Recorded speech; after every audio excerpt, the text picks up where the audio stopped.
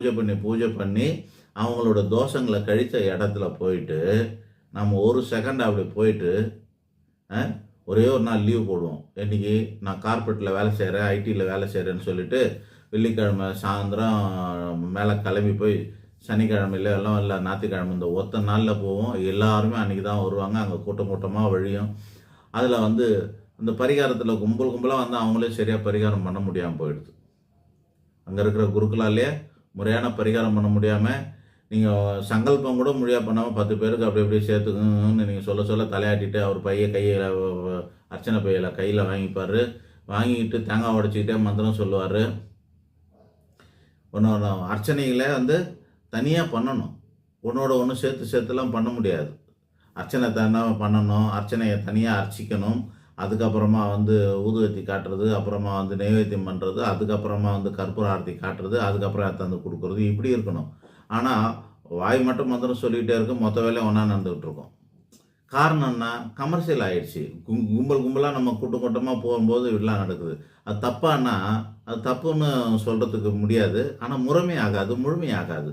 நீங்கள் போய் அந்த ஒரே நாளில் 9 கோயிலுக்கும் போயிட்டு வராங்க. 9-10 கோயிலும் அந்த 2 நாளில் முடியணும்னு சொல்லிட்டு இன்றைக்கி ஒரு காலையில் ஒரு 5 சாயந்தரம் ஒரு 5ன்னு அவசரமாக பறந்து போய் பண்ணிட்டு வராங்க.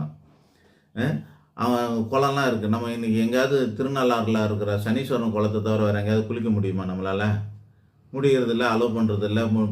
யாரும் குளிக்கிறதும் கிடையாது. திருநள்ளாறில் மட்டும்தான் குளிக்கிறோம். ஸோ இந்த மாதிரி நம்ம செய்கிறதே கொஞ்சமாக தான் செய்கிறோம். முழு பலன் கிடைக்காது. அதனால் ஒரே ஒரு முறை போயிட்டு வந்தோடனே சரியாட நம்பிக்கிட்டு நம்மளும் வாழ்க்கையில் இருப்போம். அப்புறமா பரிகாரத்தையும் கடவுளையும் திட்டுறது, எந்த ஜோசியரும் ஏதோ சொன்னாங்க, நாங்கள் அதெல்லாம் செஞ்சால் கூட சரியாக நடக்கலைன்னு வருத்தப்படுறது, அதெல்லாம் தவறு. ஸோ அந்த யதார்த்தத்தை புரிஞ்சுங்க. சும்மா ஒரு 2 நிமிஷம் போய் சாமியை பார்த்துட்டு வந்தோடனே உங்கள் வாழ்க்கை மாறிடும்னு நினைக்கிறது தப்பு. பலமுறை போங்க, நடக்கும். இந்த கோயில் அதுக்கான கோயில். அதுதான் திருசக்தி முற்றம்ங்கிற இந்த கோயிலில் சிவன் லிங்க ரூபத்தில் இருப்பார். அதை அம்பாள் அணைச்சிக்கிட்டு இருப்பாங்க.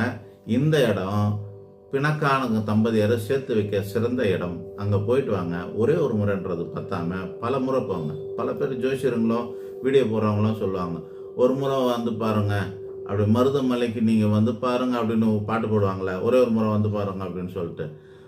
நாங்கள் எல்லா கோயிலுக்கும் போயாச்சு. நாங்கள்லாம் எல்லா கோயிலுக்கும் அநேக கோயில்களுக்கு போயிருக்கோம். ஒரே ஒரு முறையெல்லாம் போகிறதுனாலலாம் போதாதுங்க. அதெல்லாம் அது ஒரு மிகப்படுத்தி சொல்லப்படுகின்ற ஒரு வாசகம் தான் அது. ஒரு முறை அப்படிங்கிறது பல முறை போயிட்டுருங்க. அது பரிகார ஸ்தலம் தான். ஆனால் ஒரே முறையில் நிவர்த்தி ஆகும்னு எந்த கோயிலையுமே நம்பிக்கிட்டு இருக்காதிங்க. அது நம்மளுடைய அறியாமையை குறிக்கும். நன்றி, வணக்கம்.